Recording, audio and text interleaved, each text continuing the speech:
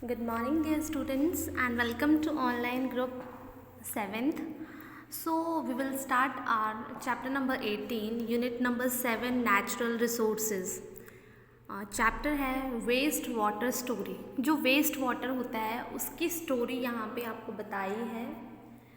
So first of all introduction. Water is required by all living beings including human to survive. We use water for our domestic purposes. Clean water that is fit for drinking is called the potable water. So बोलते हैं कि water जो है हम लोगों के लिए बहुत ही इम्पॉर्टेंट है। हम लोग जो सर्वाइव करते हैं उसके लिए वाटर क्या है, एक बहुत ही इम्पॉर्टेंट सोर्स है। हम वाटर का यूज़ करते हैं डोमेस्टिक पर्पसेस के लिए। जो साफ़ पानी होता है उसको हम पीते हैं। ड्रिंकिंग वाटर जो होता है क्लीन, उसको हम बोलते हैं potable water. Waste water released from various sources are called sewage. जो वेस्ट वाटर होता है वेरियस सोर्सेज जो निकलता है वेस्ट वाटर, उसको हम बोलते हैं sewage. Sewage contains many suspended impurities called contaminants. जो सीवेज में जो इम्प्योरिटीज़ होती हैं उनको हम क्या बोलते हैं, contaminants. These contaminants include organic impurities include human waste, animal waste. जो ऑर्गेनिक इम्प्योरिटीज़ होती हैं वो होती हैं ह्यूमन वेस्ट, एनिमल वेस्ट जो होते हैं, and food wasted, detergent, pesticide, herbicides etcetera. ये किस में आते हैं, ऑर्गेनिक इम्प्योरिटीज़ में। And inorganic impurities include nitrates, metals, phosphates, sulphates etcetera. जो इनऑर्गेनिक होती हैं इम्प्योरिटीज़ उसमें आते हैं like metals, nitrate, phosphorus. So 2 type of impurities होती हैं सीवेज में, organic and inorganic. Nutrients such as nitrogen and phosphorus, bacteria that cause cholera and typhoid, other microbes such as those that cause dysentery। जैसे nutrients होते हैं जैसे nitrogen, phosphorus, bacteria like cholera और typhoid होता है, जिससे other जो भी माइक्रोब्स होते हैं छोटे छोटे जैसे बैक्टीरिया, वायरस, फंगस, उनसे जैसे क्या होता है, dysentery. Sewage should be properly disposed of if lakes, rivers or other water bodies are contaminated with untreated sewage, it may result in health hazards for humans and animals. The sewage should be treated before disposing. The primary aim of General Assembly of United Nations is to provide clean drinking water to maximum number of people who are deprived of it. So waste water के बारे में यहाँ पे आपको बताया है। Water जो है वो एक इम्पॉर्टेंट सोर्स है सर्वाइवल के लिए, एंड जो भी इम्प्योरिटीज़ निकलती हैं उनको हम क्या बोलते हैं वाटर में, सीवेज।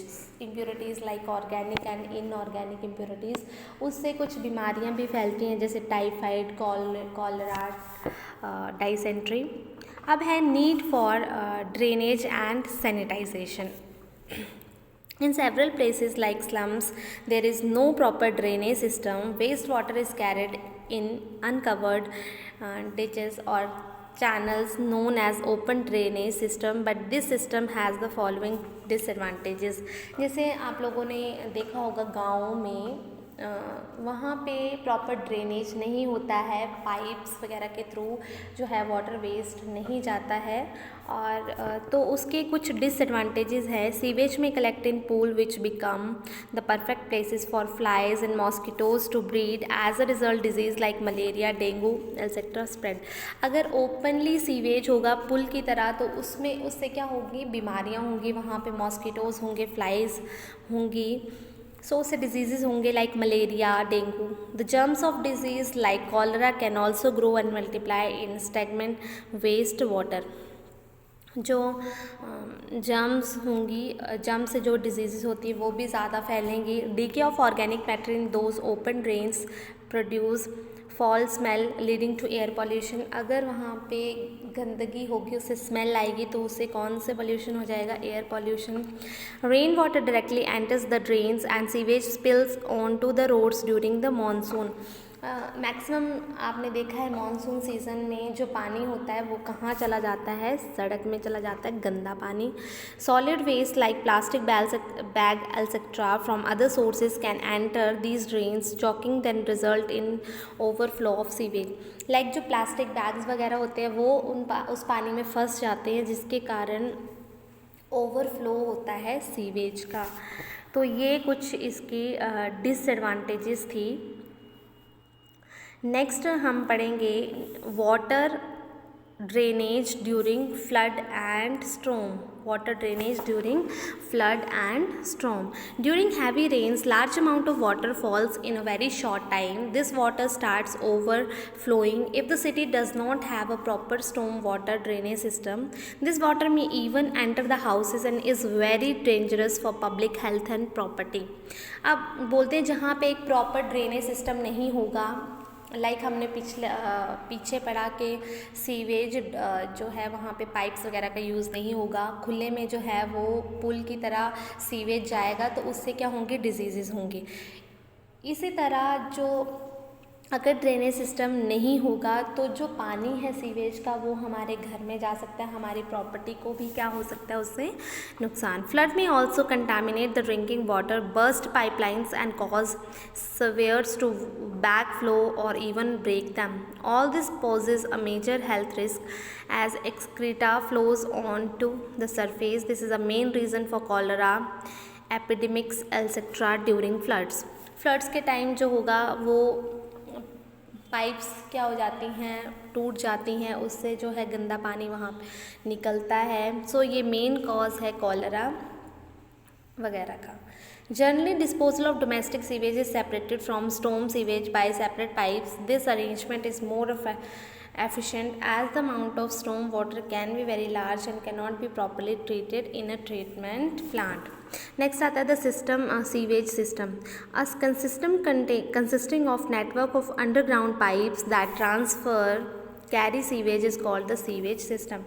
जो ऐसा सिस्टम जहाँ पे एक नेटवर्क सा बना होता है पाइप्स का ताकि वो सीवेज जो है वो ट्रांसफ़र हो सके, उसको हम बोलते हैं sewage system. The system transfer the sewage from the point it is generated to the treatment plant therefore being disposed of. The sewage leaves the houses through cast iron और polyvinyl chloride pipes and flows to the sewer mains of the city. The sewer mains flow into larger pipes until they reach the wastewater treatment plant. Wastewater flows easily through sewers because a slight slope is given to the drainage system. The pipes of the sewage system are underground. To check the leakage or blockage in any of the pipe, main holes are made. अब एक network बनाया होता है जो city में, तो हर house में से जो पाइप्स होती हैं वो एक नेटवर्क सा बन जाता है जिसके थ्रू जो सीवेज है वो पास करता है। जब भी अगर उसमें गंदगी वगैरह या लीकेज होना स्टार्ट हो जाती है तो वहाँ पे क्या रखे होते हैं उन पाइप्स में होल, जिसके थ्रू हम उसको ठीक कर सकते हैं। Storm water mains are similar to sanitary sewer mains except they have a much larger diameter for large quantities of storm water to flow. Next है sewage treatment, the removal of solid substances from the sewage and also the treatment of liquid part to make it less. अब sewage treatment में बताया यहाँ पे harmful for animals and human before disposing of in the water bodies is called sewage treatment. Sewage treatment क्या बोला, जो removal होता है सॉलिड सब्सटेंस का from the sewage and also for the treatment of liquid part, उसको हम क्या बोलेंगे, जो कि हार्मफुल होता है एनिमल्स और ह्यूमंस के लिए, बोलते हैं sewage treatment. This treatment involve many physical, chemical and biological processes is done in water waste treatment plant. WWTP की full form waste water treatment plant. यहाँ पे फिजिकल प्रोसेसेस होंगी, केमिकल प्रोसेसेस होंगी। सो इज़ डन इन कहाँ पे done होती हैं वो वेस्ट वाटर ट्रीटमेंट प्लांट्स में। The various step involve in the treatment as of following. यहाँ पे बार स्क्रीन होती है, बार स्क्रीन के बाद grit and sand removal tank होता है, देन वाटर क्लैरिफायर्स होते हैं एंड लास्ट में एरिएटर्स होते हैं। इसके थ्रू जो है वो सीवेज वाटर जो होता है उसको क्या करते हैं, सेपरेट करते हैं। The various step involve in the treatment as following. First of all जो भी सीवेज पानी होगा, पहले बार स्क्रीन, उसमें क्या होंगी, इम्प्योरिटीज़ होंगी, solid materials, plastic bags, clothes होंगे। देन उसके बाद इस वेस्ट वाटर को हम पास करते हैं setting tanks called grit chambers.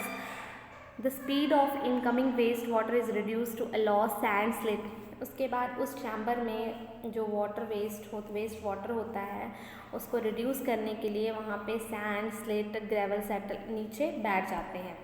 इसके बाद ये आ गया grit and sand removal. Then water clarifier आता है। After the grit chamber, the waste water passes into the sedimentation tank called clarifier. Here the organic materials settle down and removed with scraper. This is the sludge. Floating material like oil and grease is called slum are removed with a skimmer. Now the water that comes out of the settling tank is called clarified water. Sludge obtained is decomposed with the help of anaerobic bacteria by the process called digestion. As a result, biogas means methane is produced that is used as a fuel. So यहाँ से क्या बन के आता है, biogas जो कि एक फ्यूल है। अब ग्रिट चैम्बर में जो है सेडिमेंटेशन टैंक होता है। देन उसके बाद जो भी ऑयल और ग्रीसेस होती हैं वो फ्लोट करना तैरना स्टार्ट कर देती हैं, उसको हम बोलते हैं स्कम। और उसको रिमूव कहाँ से करते हैं हम, with the help of a schemer. Now जो वाटर होता है वो सेटिंग टैंक में आता है, उसको हम बोलते हैं क्लैरिफाइड वाटर। उसके बाद यहाँ पे एरिएशन टैंक होता है। Now air is pumped through the clarified water in an aerated tank. This allows aerobic bacteria to grow. The bacteria consume organic material like feces, food waste and soap still left in the water. The bacteria finally settle down at the bottom and the water is removed from the top. The dried sludge is used. अब वहाँ पे जब हम पानी air pump करते हैं उस clarified water में, वहाँ से क्या ग्रो करते हैं, बैक्टीरिया ग्रो करते हैं। और जो बैक्टीरिया क्या करते हैं, कंज्यूम जो उस वाटर में अभी भी फेसेस या फूड वेस्ट होते हैं उनको क्या कर लेते हैं, वो बैक्टीरिया कंज्यूम करते हैं। Finally chemicals are use to remove phosphorus and nitrogen from water. Addition of chlorine and exposure to ultraviolet light kills any remaining bacteria and disinfect the water. Last में वहाँ पे केमिकल का use करते हैं phosphorus और nitrogen के removal के लिए पानी से। एंड एडिशन आफ्टर दैट वहाँ पे ऐड करते हैं chlorine and exposure to ultraviolet light kills. जो भी बचे हुए बैक्टीरिया होते हैं वो किससे किल हो जाते हैं, chlorine and ultraviolet light. The treated water is then discharge into the water bodies. This treated air can also be used for agriculture.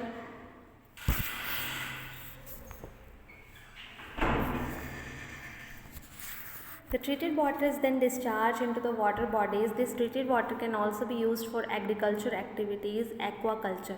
अब ये जो वाटर क्लैरिफाई हुआ, क्लीन वाटर हुआ, उसका यूज़ हम किस पर्पसेस के लिए करते हैं, एग्रीकल्चर एक्टिविटीज़ के लिए।